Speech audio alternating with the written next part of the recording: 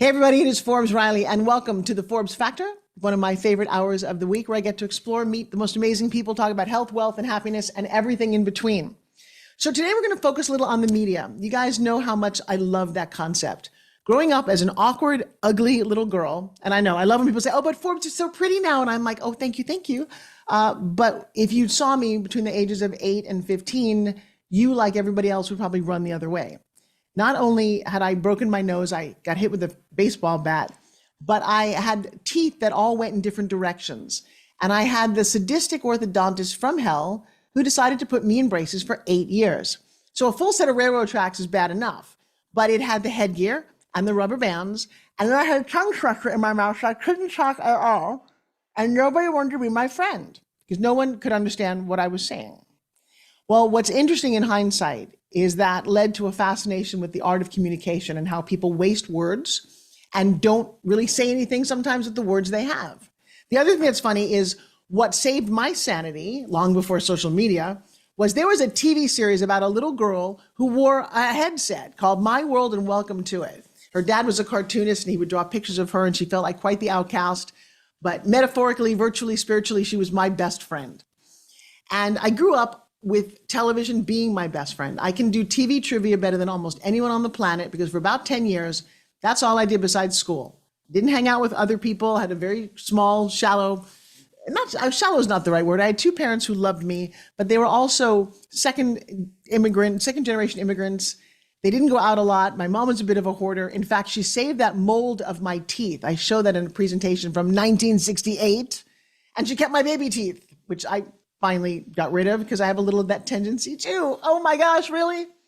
But seriously, I would define my entire life. When I was growing up, and for those of you who are younger than me, shame on you.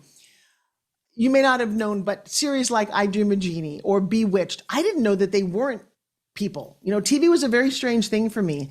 And at 15, I had the opportunity. My dad was in the hospital for a couple of years. He had a horrific accident.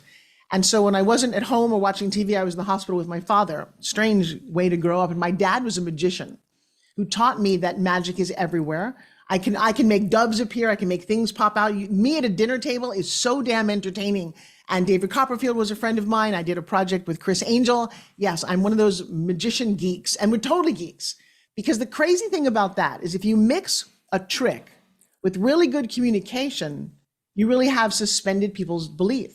You really can cut someone in half or fly over, Chris flew over the Luxor high above Las Vegas. Did he really? Well, it's an interesting world when you choose to step into that realm. And I lived there for quite a long time as well. And what's great about this is I got to then step into TV. So at 15 in the hospital room, my mom says, hey, we've got no money for college. It was pretty shattering. That's the only thing I really had going on. And she looked at my face and she said, well, there is a beauty pageant coming to town. It's the Miss Teenage America pageant with Bob Hope. One of those girls is going to be on TV on NBC with Bob Hope. And she looked at my face and said, I guess we'll have to figure out something else. Just to be clear, that moment was almost 40 something years ago. There's nothing like having your mom, the woman that you respected and trusted and loved the most, pretty much say, you're not pretty enough at all. Well, the crazy thing about that, and you guys know that I live by this motto about life happening for you, not to you. My dad's doctor overheard this conversation, turned to my mother and said, I'm going to fix your daughter's nose for free. It's 1975. Who even knew what plastic surgery was back then? All I know is I woke up a couple of days later and I looked in the mirror and the girl that looked back at me was cute. Turns out when your nose is thinner, your eyes look bigger, your smile looks brighter. And I made an agreement with her and I said, you know what, we're going to go enter a pageant because we need a scholarship for college. And I had a hand-me-down bridesmaid's dress in powder blue. And there I am after there was an audition, you had to take a written test. There were no bathing suits at this time. This was a very specific pageant. We all wore the same gowns when you got to the nationals. Anyway, I won the local. I won Miss Teenage New York. And then I went on to NBC with Bob Hope. And I can remember, I've got some beautiful pictures of me and Bob Hope fixated on this man's face because I'm like, I've only seen you through a TV screen, but you're real. It was a very strange moment for me that I would then live again hundreds of times. I have so many celebrity friends. I got to meet some of the people that I grew up with. I became really good friends with Florence Henderson from the Brady Bunch.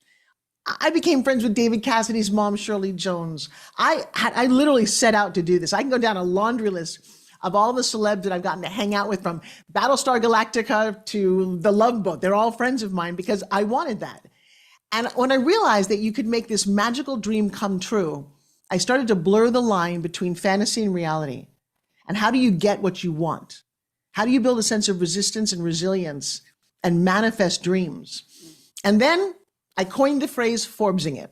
I often ask people, what have you Forbesed lately? To Forbes something means to manifest it, especially when no one else thinks it's possible. And then the final part of this story, because it continues to serve me so well, and everyone who gets to listen to me talk about this. But about 7 months ago, I was in a really horrific, traumatic, but not quite tragic van accident. We were in a van, my family and I, my 2 grown kids and my husband were in Iceland, and we were snowmobiling on a glacier, which, by the way, I had this wonderful fantasy about being James Bond when I was little. So most of my life, I've managed to live life like a James Bond, whether it's magnificent gowns, traveling in Monaco, going to casinos, driving cool cars, scuba diving. I've managed to do all of it because so there I am having this awesome snowmobile time till we head back on the van. The van hits a patch of ice. Next thing you know, the bus is flying through the air and crashes down on my side of the bus. My face goes through the glass onto the street. It could have been tragic. Somehow, by the grace of whatever's watching over us, I cut my hand, I tore my shoulder, but my face was still here. And the funny thing is, my husband's a professional bodybuilder. And on the way back, he said, I have to be in a local competition in St. Pete, where we live, of all places. We've traveled around the world so he could compete. He said, but I have to qualify for the Olympia in our hometown. I said, good for you. Congratulations. He said, well, there's a category for women over 60. And I'm like, yeah, that's right. Okay, that's very funny, right? Yeah, see, earlier that year, I'd done my DEXA scan. I was 218 pounds when I pushed out my twins, 7 pounds each. This year, 2024, I was up to about 157, 33% body fat. I was grateful it wasn't 50-50. And I thought, I'm at a certain age, I'm building businesses and writing books, and I'm all right. And then something tapped me on the shoulder and said, but what if you're not? Excuse me? What if you entered? Like, entered what? What am I going to enter, a bodybuilding competition at 64? Who the hell does that? And then the voice says, you do. And I literally flipped a switch. That night, I said, you know what? I don't have any idea how you do this or what it's going to take, but in 99 days from today, I'm going to be in a bikini and high heel lucite shoes on a stage competing, showing a body that I have not really wanted to show in 4 decades. And I did it. And I made it into a little movie called The Wait Is Over, WEIGHT, about how I went on this crazy radical carnivore diet, 2 hours in the gym every day following my husband's program. I lost 28 pounds and 13% body fat. And if you go to my Instagram, there is one hot looking picture of me in a turquoise bikini and the medal that I won for entering the competition.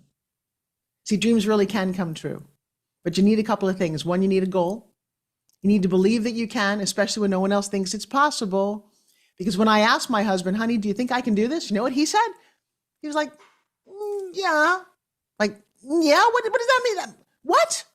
You don't think I can do this? He said, no, well, you don't work out. Why would I think you can do this? I'm like, just because you said that, hashtag watch me.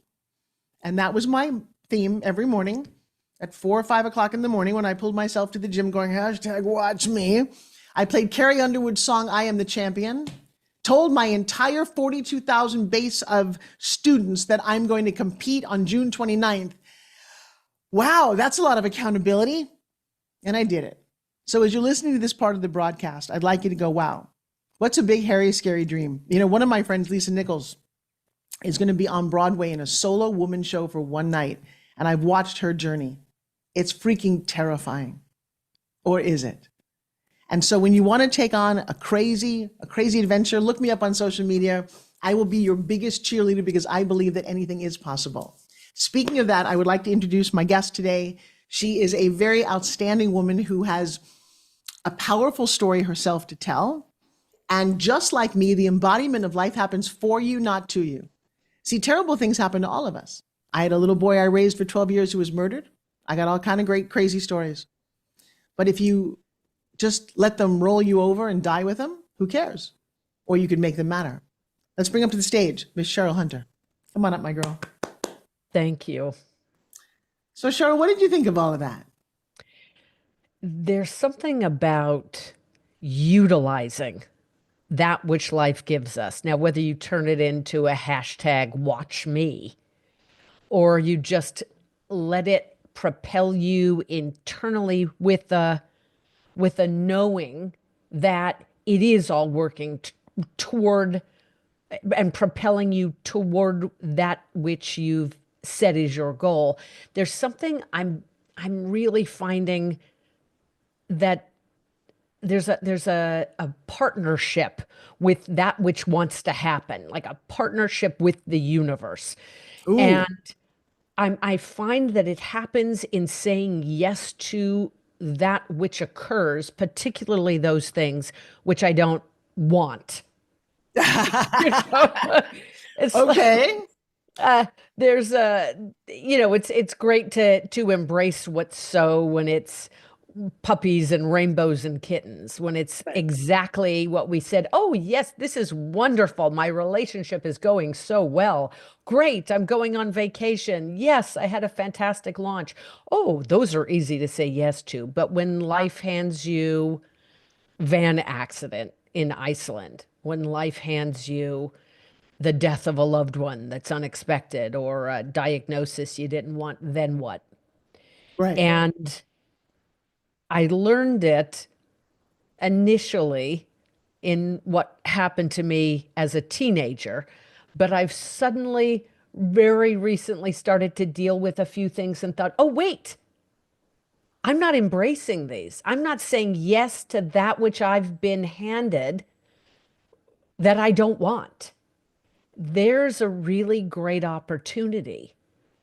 And, you know, there was something that I'm putting the story out of order, but I'd gone on to build a successful business and one that feels very purpose driven, and I'm honored to do. And recently had a couple of people on the team leave, and I thought, and it felt initially like a betrayal. I thought we'd be here forever. I'm shocked and surprised.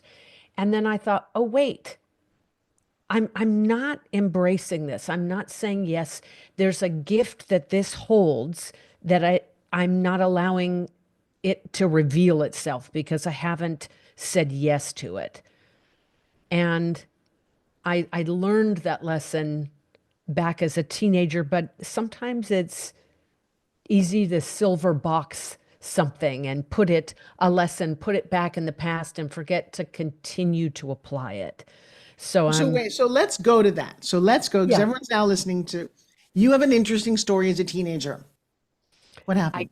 yes, I grew up in a remote horse ranch in the Colorado Rockies, and by the time I got to be a teenager and wanted to be out there and meeting other people that I wasn't related to or didn't live in my tiny town, I decided I was going to find a way to move to the big city.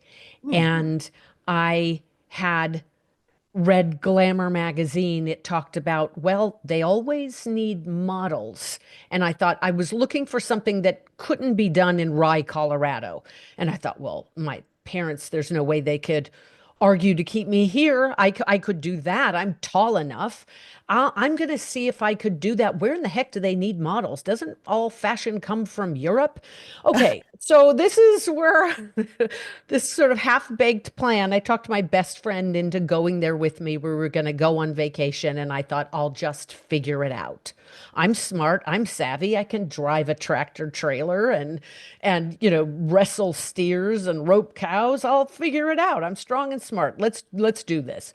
We worked several part-time jobs, saved up our money, got Eurail passes, got airline tickets, and there we go. Overpacked suitcases and a dream.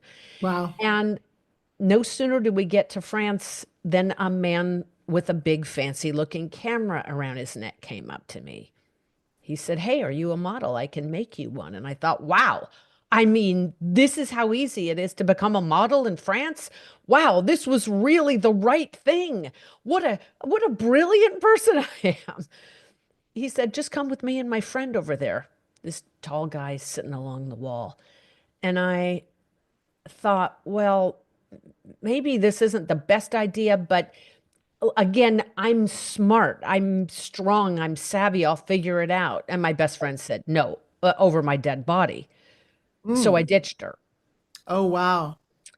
I thought she wants to go back home when we're done with our little vacation. I am going to find a way to stay in the big city. I don't care what big city, just a city. I've got to find some way to parlay this trip into my dream life.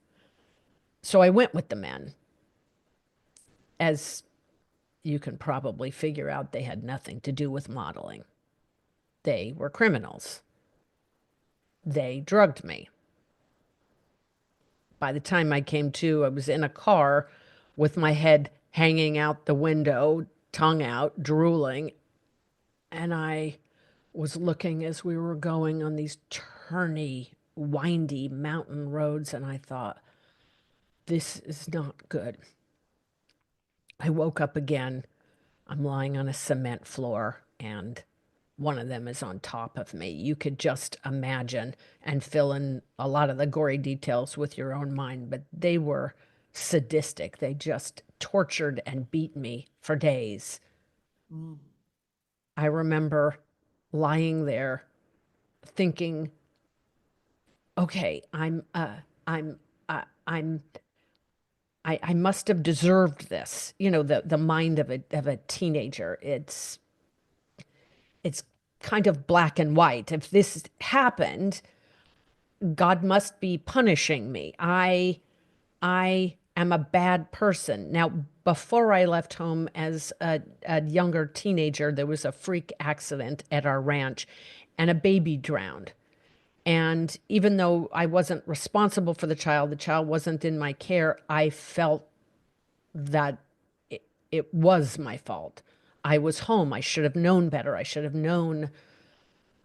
made sure all doors were closed. I should have fill in the blanks. And so as I was lying there, Forbes, I said, I deserve this. I should be punished. But Mm. God, if you let me go, I'll be happy. I'll be a good person. I'll be nicer to my little brother and sister. I won't talk back to my parents. I'll do something. I'll do something good. I'll be happy.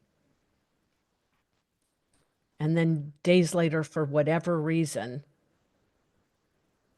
they gathered me up in the car, chopped my hair off, and dumped me on this patch of ground. And I just played dead as they drove away. And then I thought, wait, I'm supposed to be happy now? How? And the irony was, I now felt more captive than ever because there was no running away from the conversation between my ears. There was no getting away from the thoughts of revenge and, worse than that, the thoughts of that I was ruined and damaged and filthy and used up and that I deserved to be that way.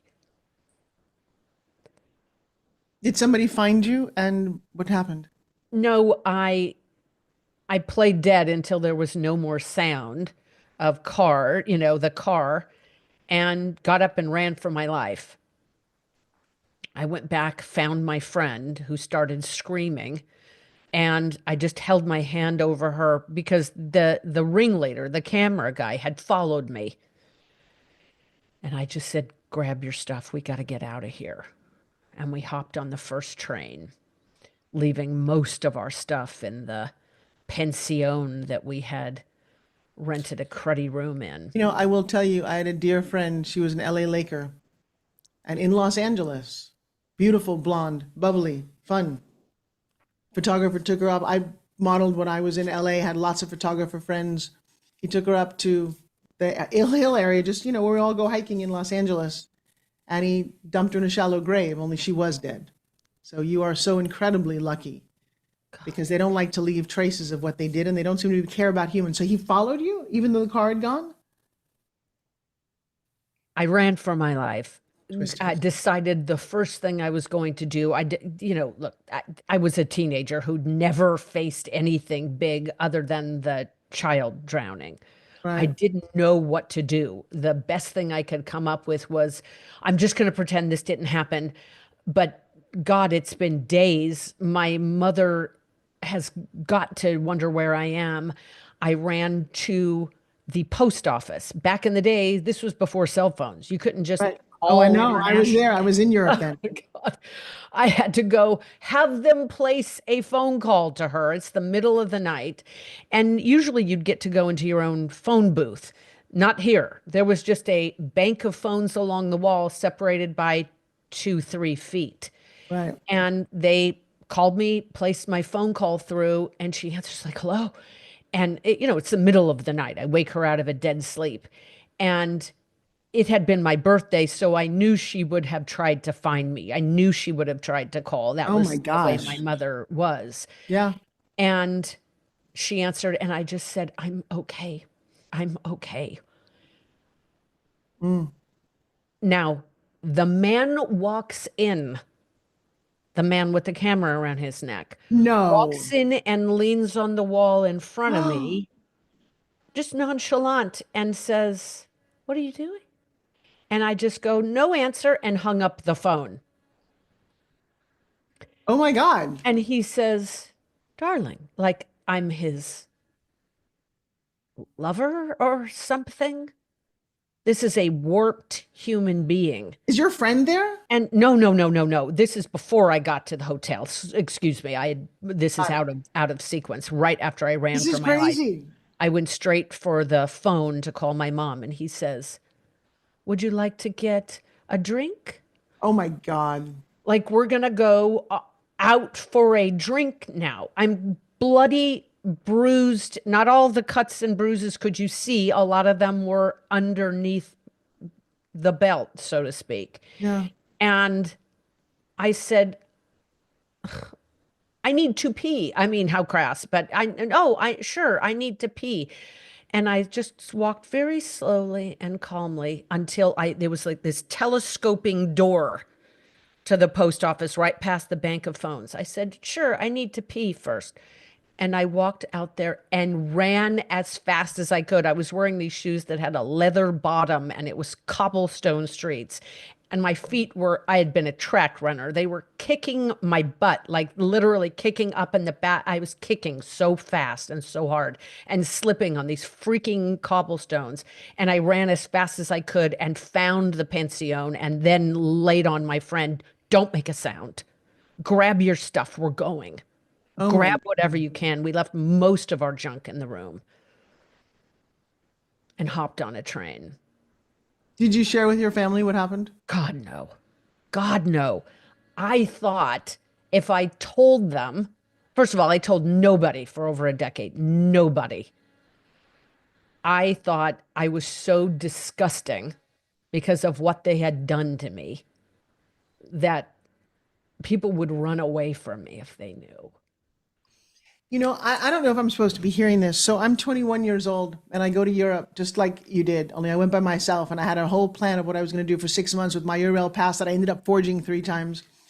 And the first week that I'm there, I'm leaving the hotel to go to a tour, and in walks this man who looks like Omar Sharif with a white suit on, and he's gorgeous. And he looks at me, he's like, and I'm wearing my cheap little, the only dress I packed in my backpack.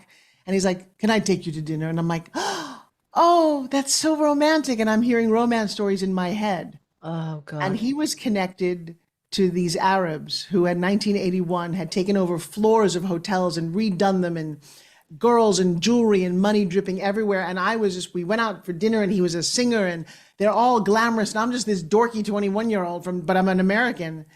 And at some point ended up in the top floor of that whole hotel building. And I will tell you, I'm hearing your story and my little girl is crying so much because this other man, some man, grabbed me, gave me a pair of gold earrings and said, run down the stairs or you'll never see your family again. And I did.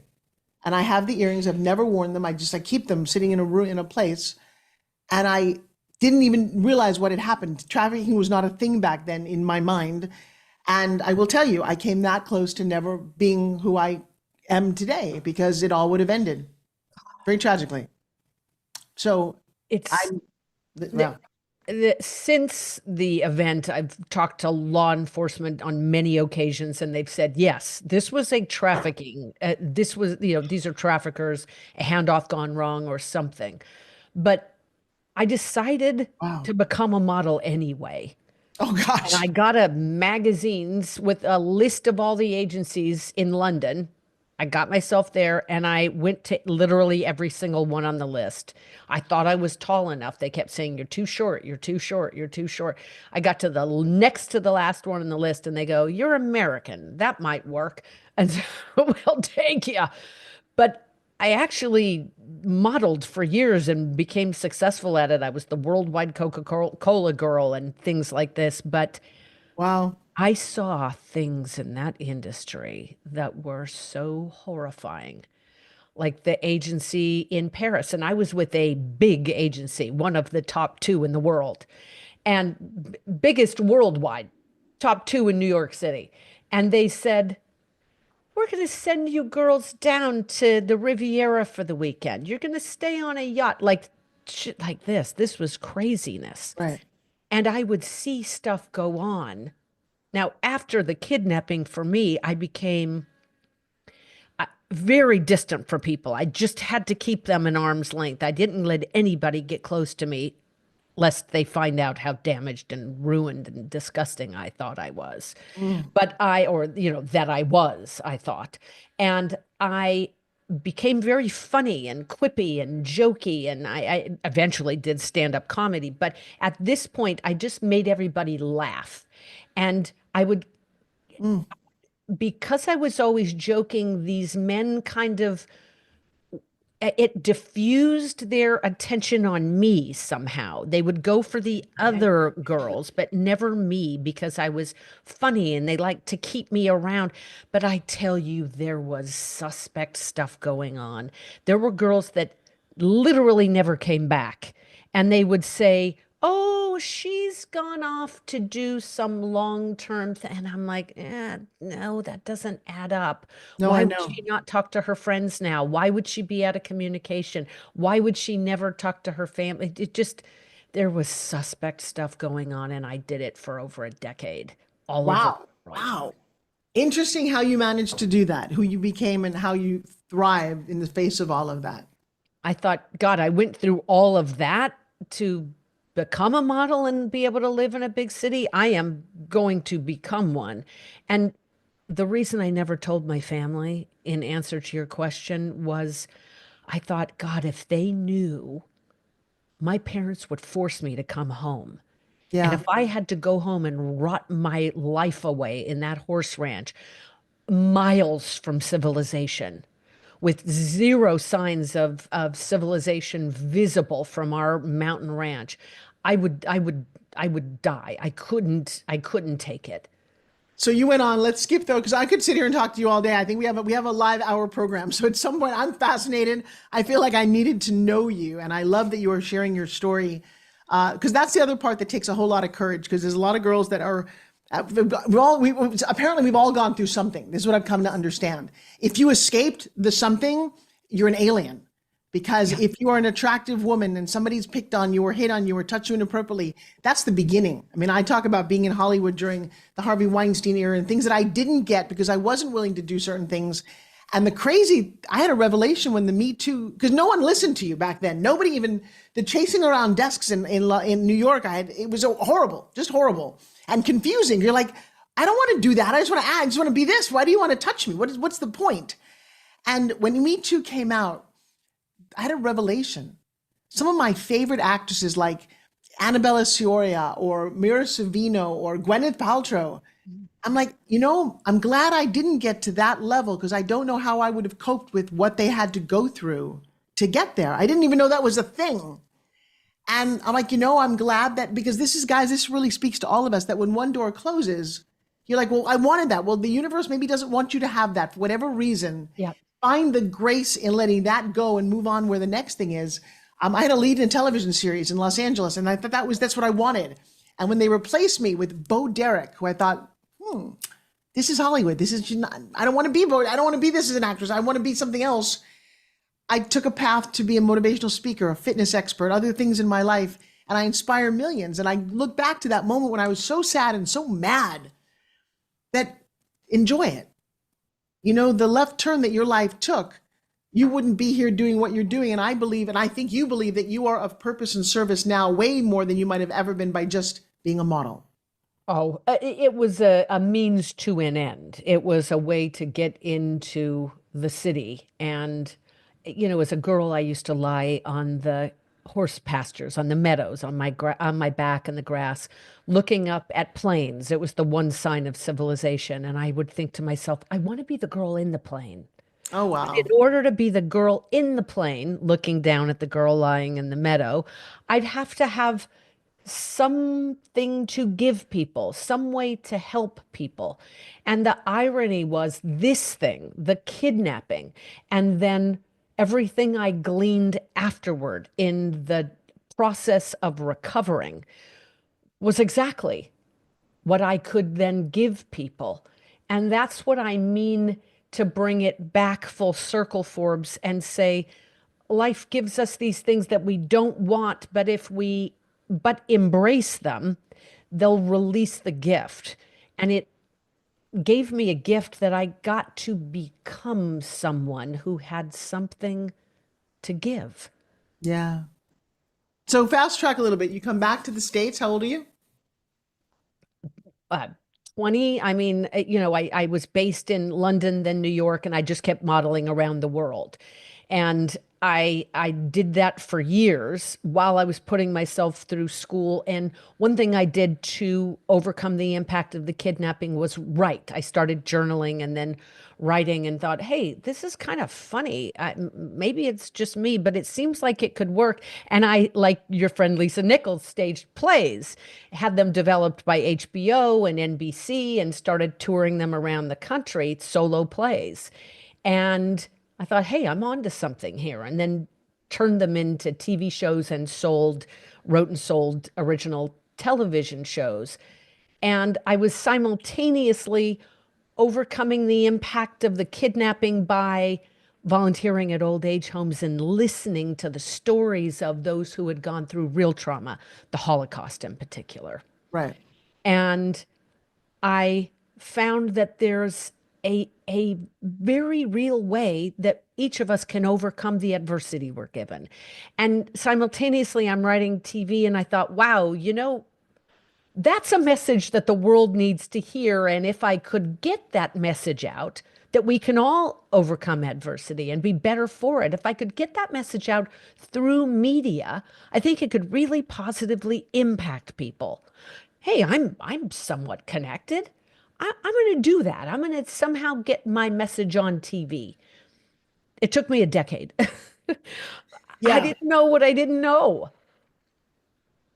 When you hear about human trafficking now it's so front and center of what we are talking about, but still people don't believe it because it's sometimes so horrific, it's almost incomprehensible. What are you feeling? What are you thinking? What are you doing? Well, once I created this educational framework, if you will, this step-by-step process to overcome adversity, I started working with other survivors to see if it worked and how I could help. And I turned to victims of rape, sexual assault, trafficking first.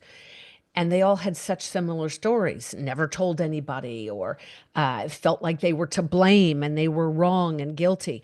And I thought, God, we think that trafficking is other people's problem. That happens in far off countries, someplace across the world, not here, not in my town, not in my neighborhood. And I thought that is one of the biggest myths that I want to dispel.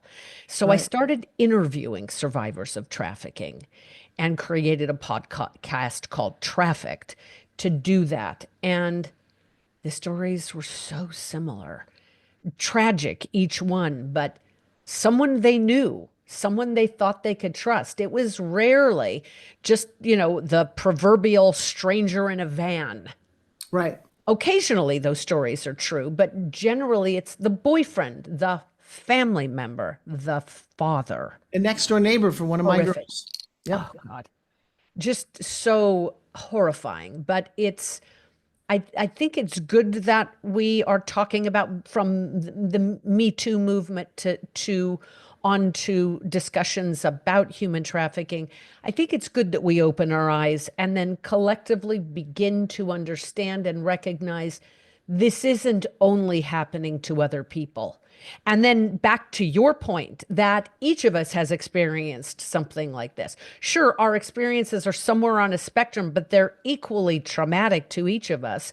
Right. And there are organizations like RAIN, rape, incest, sexual assault, etc. And they say they have statistics about how many men and how many women have been sexually assaulted, and while the numbers are staggeringly high, I think they're underrepresented. They have to be because of all the people not talking about it. People don't talk about it. Right. They find themselves culpable, to blame, and shameful somehow, so they don't tell anyone. If you found yourself culpable, shameful, and to blame for bad things, you would also hold your tongue. Sometimes people ask me on TV, why did you never tell anybody? I find that hard to believe. No, it's very common. Right. Because, yeah. Because I remember when my mom and dad asked me, how everything was, I said it was fine. I closed the door and didn't think about something for 49 years. Oh, Because it's what do you who are you gonna, and what are when the person you're going to tell, what do you expect? They're going to kill the person who did it. They're going to hurt you because there is no real right answer to this, unfortunately. I know I deal with a lot of that in my own world. I actually do a breakthrough healing. I'm very drawn, and I didn't realize until recently why I'm so passionate about the work that I do. One of my interesting cases, she was groomed by her next door neighbor. She was raped all night long by 12 men in a ritualistic satanic in a neighborhood that looks just like our neighborhood, wherever you are in small town USA. That's what happened. And unfortunately, the man who the last whatever said that next time whenever you have sex, you're going to think about me. My question to you is, how have you been relationship wise in your life? well, I made it my mandate to heal and overcome so that I didn't get it on other people. Good. Like I said, I volunteered for years through this organization called Jewish Family Services in Los Angeles. And they were the ones that put me together with these Holocaust survivors. And I could see some who'd gone on to live happy, fruitful lives, and others, understandably, who were bitter and angry, understandably, Right. forever. And I could see how either way, their state of being got on everyone around them. And I said, I should not be in any kind of relationship until I allow myself the space and time to heal. Now, it took longer than I thought. I at that time I briefly had dated someone, Johnny, when I was a model. He was German, he was a photographer. We fell in love. He died in a motorcycle accident. Oh no. And that was the impetus to say, okay, I should not be in any kind of relationship. And I actually just got married in June. Oh, how blessed. Congratulations. Thank you. We dated years ago. It wasn't the right timing. I just said, well, I found that the universe serves me. So it's happening for a reason. I'm just going to let him go, even though I thought he was the one. And a year ago, we ran into each other randomly on the beach one morning, and it was, all righty, you know better than I do, universe. So here we are. Congratulations. Forbes, thank you. And mine walked into my hotel room in Las Vegas as a former Chippendale, my second husband, because I created a fitness product, the handheld spin gym, which you may or may not have ever seen. I've sold millions. Oh, yes. And my videographer said, "Do you want to meet a two-time Mr. Arnold?" And I'm like, "No, I really don't. Bodybuilders think this is silly. I'm really good." And he walked in, he just won a competition, and he was pretty big and built and younger. And I thought nothing about it because he was too cute, too handsome, and too young. He pursued me on social media, and he made it his mission. At some point, I said, "What are you doing in this relationship?" He said, "Something told me that you need me." And 8 years later, I'm as happy as I was day one. So I get it. That's Congratulations. extraordinary. Congratulations to you both as well. Yeah. Isn't that crazy? Well, that's awesome to hear that you're married. All right. So what's next for the beautiful Miss Cheryl Hunter? Well, once I finally got my message out on national TV and media and all this, and I recognized that I could really step back from helping people overcome adversity. I still comment on that Right. on national news, but I thought, you know what, there's a whole industry dedicated to that. I'm going to leave that to mental health professionals. And rather, what I realized in the process of getting a message out to the world is that if I couldn't do it for a decade and I'm connected in major media, then other mission-driven experts and entrepreneurs didn't stand a chance.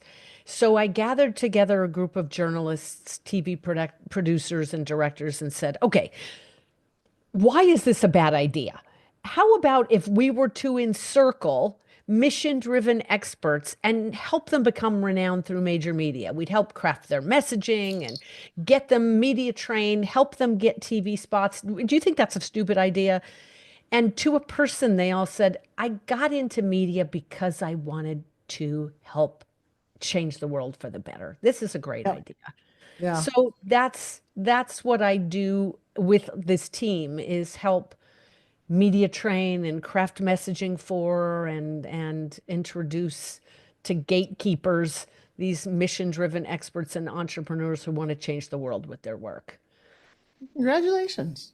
Thank you. That sounds very exciting. So it sounds like a very nice, what decade are you in, age-wise? 5. All right. So, because you could be 3 for all I know. I just walked in. Well, you never know. So I it is was interesting. in France before there was cell phone. Yeah, I kind of got that. It's funny because I ended up in France too, and shortly after I left that England thing, and I took out a map, and the next thing I know, some guy pushed me into an alley. You're like, this is not happening. And nothing really happened, but I was like, what? Yeah. Yeah, it's a very strange world that we live in. What do you recommend to women? Now, I will tell you what I ended up doing, but I want to hear from you first.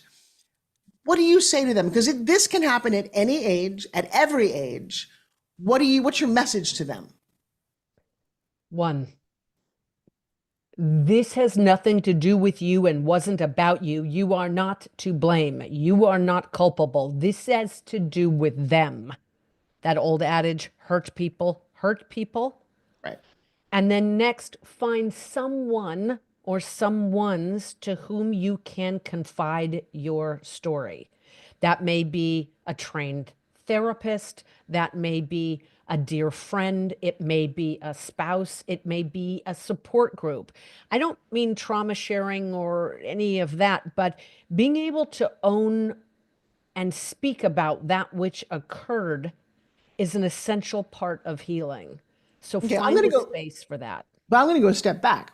So I was in Los Angeles I was early 20s. I was doing a play, left the theater about 11:30 at night, round to the corner, very suburban neighborhood, had my keys in my hand, my purse over my shoulder, getting into my car. 5 teenagers drove by. One, I turned around, yanked on my purse and stealing my purse. And I turned around and my instinct was, well, kick him in the groin. And as I turned around, he punched me. And I've never felt so, I was like, and I peed all over myself. I was completely disoriented. I was freaking out. And then I just started yelling and screaming. They took off with my purse. I got in my car, and by then it was all over. Well, interesting how that moment scarred me for a long time, but I ended up in a self-defense studio the next day and studied karate and taekwondo and aikido and wing chun for several decades. Because for the first 4 years, I needed to punch and kick something because just like you said, I didn't know what to say. And as I was telling some of my friends, this was nothing compared to them. They had been raped in a parking lot or a horror. I'm like, and people told me stories I had no idea they even existed. So the one I'm going to tell all of you listening, number 1, be aware. Your friend knew not to go with them. You didn't. Listen to your gut. Don't second guess yourself because I knew something. You can just feel it. Not always, but I would say listen to your gut. But the irony of that, if I was just in Los Angeles, I ended up becoming very well known in the martial arts industry. Who knew? And last year, I ended up starring in a feature film. It just debuted a couple of weeks ago by Cynthia Rothrock, the only female martial art star. There's lots of male stars, and she gathered all the old timers. It's like an Expendables for martial arts set in the Old West. I run the brothel. There's a sexual trafficking undertone of this. I'm the bad girl. And I got all of that because of that one moment 3 decades earlier. So I would recommend that number one, follow your gut. But number two, is you're talking about, tell somebody, get some help, realizing it's not you, and then make it work for you in whatever way. It's, you know, things happen, and your job is not to change them, but it's how you react to them defines who you are as a person. Beautiful. Yes. The moment we truly can embrace what occurred rather than pushing it away and saying, no, there is a gift at the heart of it. It may sound crazy, particularly when you're in the throes of it and too close to it, but there is something for you at the heart of it. What a treat it was to meet you and hear your story. Oh, Forbes, likewise. Thank you. I've been a fan for so long. Thank you. What's in the last minute we have here, something you want to share with the world, a message? Truly know that everything is conspiring for your good. And the moment you know that, it'll be unlocked for you. So powerful, so amazing. How do we find you? My website is CherylHunter.com, CHERYL. All right. Well, I got to tell you, thank you for sharing your story, not only with us, but with the world, for all the things that you do. This has been quite an honor and a pleasure. I will connect with you more. And if you've listened to this show, I got to tell you, we focus on health, wealth, and happiness. And today it was very poignant, very profound, very moving. And if you are suffering, by the way, if Cheryl's words touched you and you've not shared with anybody, certainly reach out to her or to me. We both have organizations and people designed to help, as we've both been touched by a strange part of the world, so that we are now here to help you. Maybe that's why you're listening to today's broadcast. I will see you on a later show. Thanks so much for watching. Until next time. Bye, everybody.